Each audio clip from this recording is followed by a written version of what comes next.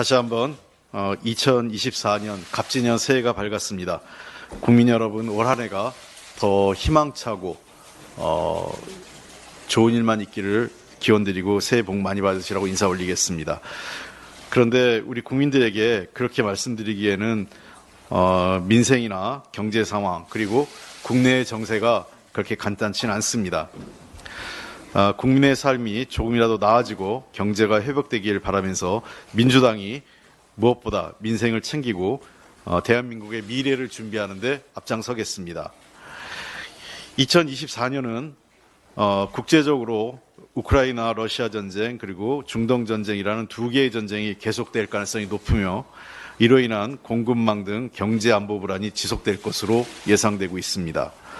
또한 국내적으로는 부동산 PF 위기가 점차 현실화되는 등 경제와 민생에 있어서 어두운 전망이 높아지고 있습니다.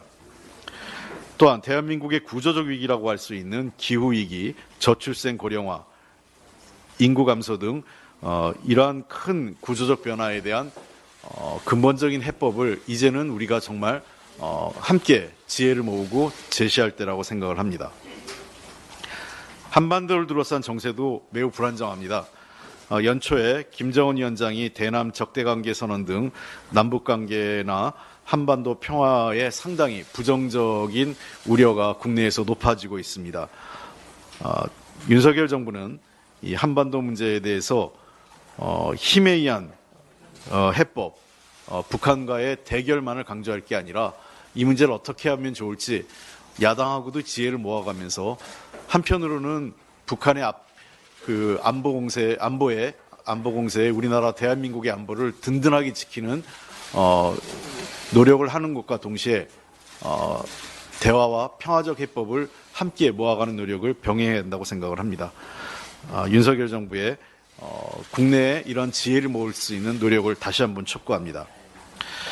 이렇게 산적한 과제가 많음에도 불구하고 윤석열 대통령의 신년사는 매우 실망스럽습니다. 이미 철진한 이념 타령 그리고 민생 문제에 대한 구체적인 해법도 제시하지 못하고 아까 제가 말씀드렸던 대한민국의 구조적 위기에 대해서도 제대로 된 해결책을 제시하지 못하고 있습니다. 그저 오만과 독선에 가득 찬 그리고 현실과 동떨어진 자화자찬으로 국민의 기대에 어긋나고 있습니다. 대통령께서 얘기하는 노동, 연금, 교육이라는 3대 개혁에 대해서는 어떠한 구체적인 해법도 제시하지 못하고 있습니다. 지난해 연금개혁이라고 내놓은 안 자체는 보수 언론에서조차도 전혀 알맹이도 없고 대책이 없는 그저 정부의 그냥 보고서에 불과하다라는 비판이 높습니다. 정부의 고민과 해법에 대한 실질적인 해법에 대한 대안이 없습니다. 이 와중에 대통령은 또다시 국내외적으로 편가르기에 나서고 있습니다. 이권, 이념, 패거리 카르텔.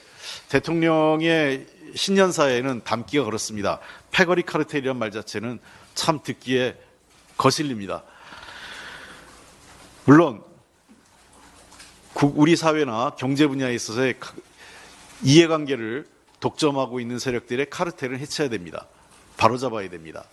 그러나 실질적으로 해결해야 될 법적 카르텔, 대기업의 중소기업에 대한 갑질 이런 문제에 대해서는 관심이 없고 그저 시민사회라든지 본인과 생각이 다른 사람들에 대해서만 카르텔을 운운하면서 해체하려고 하는 것은 매우 잘못됐습니다. 대통령이 또다시 우리 사회에 대한 근본적인 해법, 구조적인 해결책은 제시하지 않고 정쟁으로만 올 한 해를 몰고 가고 그것을 갖고 이번 4월 총선을 치르겠다는 의도인 것 같습니다. 대통령께서 스스로 돌아보면서 본인은 이제 특정 정파의 대통령이 아니라 대한민국의 대통령이라는 점, 그리고 대한민국의 대통령으로서 우리나라의 미래를 어떻게 끌고 나가야 될지, 그리고 자신과 생각이 다른 사람들과는 어떻게 대화하고 협력을 이끌어 나가야 될지를 한번 깊은 고민과 성찰을 해주시기 바랍니다. 총선이 99일 남았습니다. 대한민국의 미래를 결정하는 중요한 선거입니다. 더불어민주당은 국민의 선택을 받을 수 있도록 혁신과 단합을 이루고 미래 비전을 제시해서 국민과 함께 승리하겠습니다. 이번 총선은 더불어민주당의 승리도 중요하지만 그보다 더 중요한 것은 대한민국 국민의 승리, 대한민국 미래 사회를 준비하는 선거입니다. 비로가는 대한민국을 바로 세우고 무너지는 민생 경제에 희망을 드릴 수 있도록 이번 선거에 더불어민주당은 최선을 다하겠습니다. 21대 국회가 마지막 순간까지 한순간도 낭비하지 않고 민생, 경제 살리고 민주주의와 정의를 바로 세우는 데 최선을 다하겠습니다. 정부 여당은 그저 야당의 발목 잡기에만 나서지 말고 적극 협조해 주시기 바랍니다. 오는 1월 9일 본회의에서 이태원 특별법이 통과됩니다. 참사의 진상을 밝히고 피해자 지원 방안 등을 마련하게 될 것입니다.